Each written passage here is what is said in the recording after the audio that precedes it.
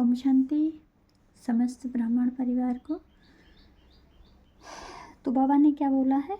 बाबा ने बोला है 1976 के चक्कर पट्टी स्वाहा होने वाली है। क्या है?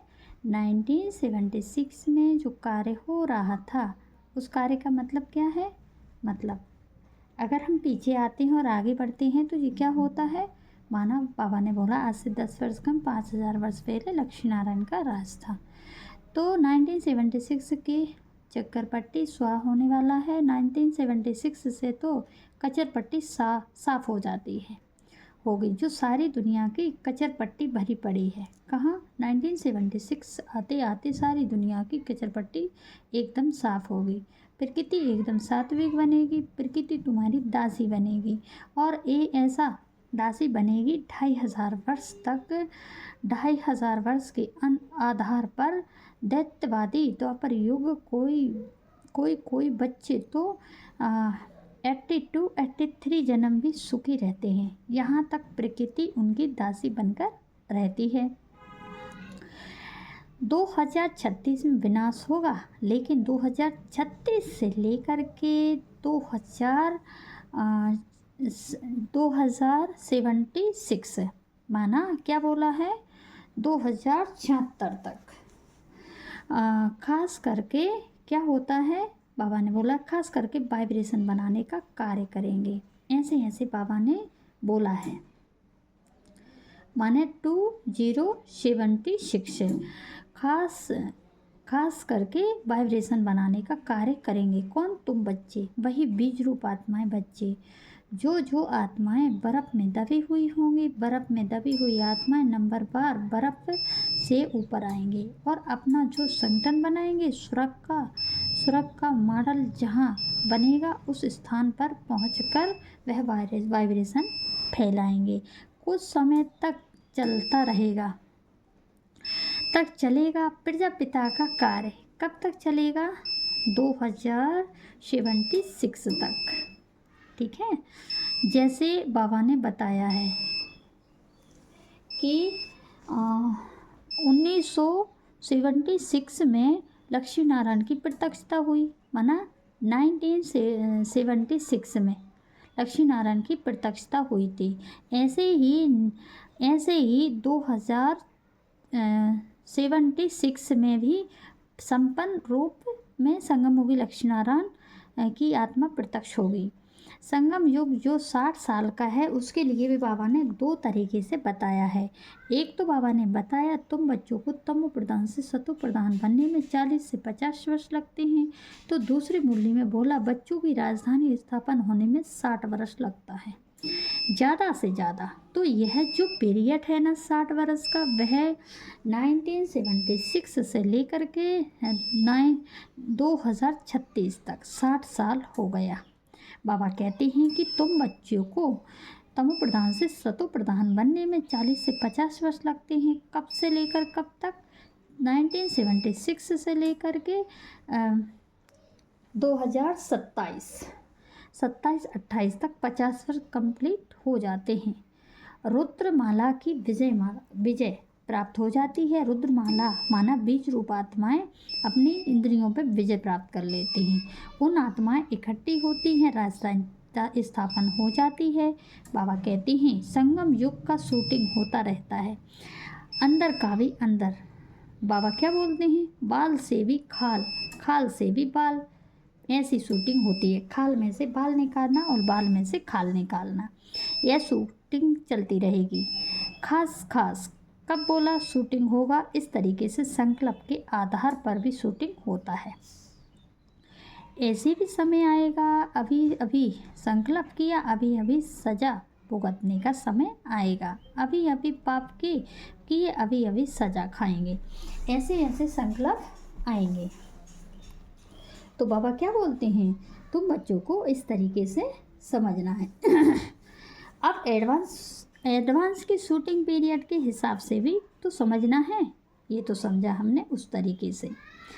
एडवांस की शूटिंग होना कब से शुरू होती है? बाबा ने बताया जब से चित्र बने। पहले तो इतनी सेवा नहीं थी। ओम मंडली में सत्संग में आने वाले 400 आत्माएं थे और उस समय हैदराबाद में 9 लाख जनसंख्या को संदेश मिल चुका था। भगवान भारत में आए हुए हैं, इस स्थान पर भगवान कार्य कर रहे हैं। यह तो यज्ञ आदि की बात थी। तब से लेके 1960 बाबा क्या बोलते हैं 61 तक कोई भी प्रकार की वृद्धि नहीं हुई थी। यज्ञ में कोई भी प्रकार की पैदाइश नहीं हुई थी।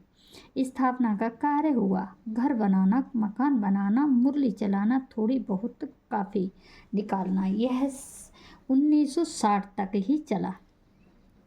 खास इतनी तेज़ी से रफ्तार नहीं हुई थी। बाबा बोलते हैं शूटिंग तब होती है जब पॉपुलेशन वृद्धि पाती है, वृद्धि हो जाती है। तब तक 9 लाख की पॉपुलेशन था, माना 1960 तक।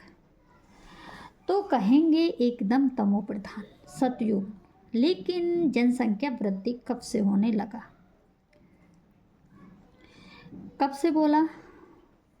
सतु प्रधान सतयुग, एकदम सतु प्रधान सतयुग। कब से कहेंगे? एकदम सतु प्रधान सत्य।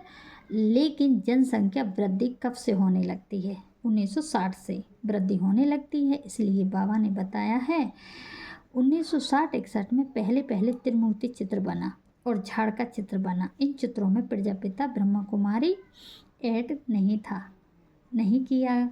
त्रिमूर्ति का जो चित्र है बाबा कहते हैं 4 चित्रों में से एक है।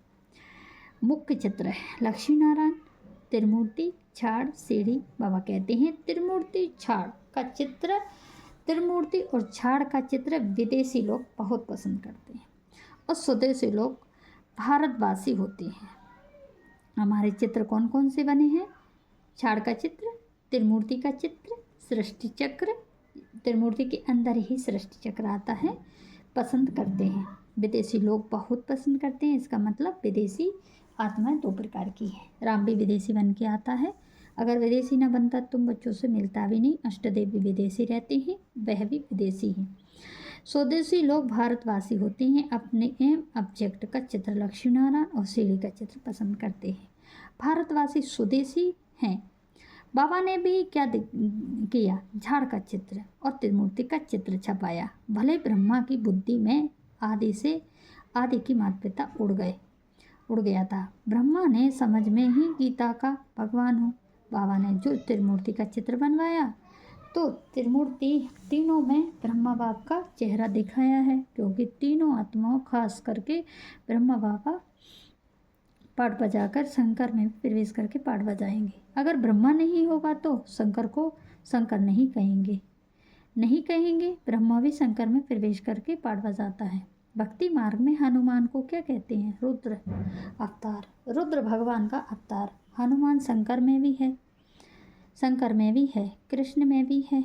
कृष्ण नहीं होगा तो शंकर में तो विश्वाई पाठ चलता है, नहीं चल सकता। विष पीने का पाठ होता ही नहीं। अगर ब्रह्मा प्रवेश नहीं करे तो शंकर के शरीर में तो उसको नहीं कहेंगे, उसको शिव कहेंगे। 2 आत्माओं का मिलन है तो शिव बाबा 3 आत्माओं का मिलन है। तो शंकर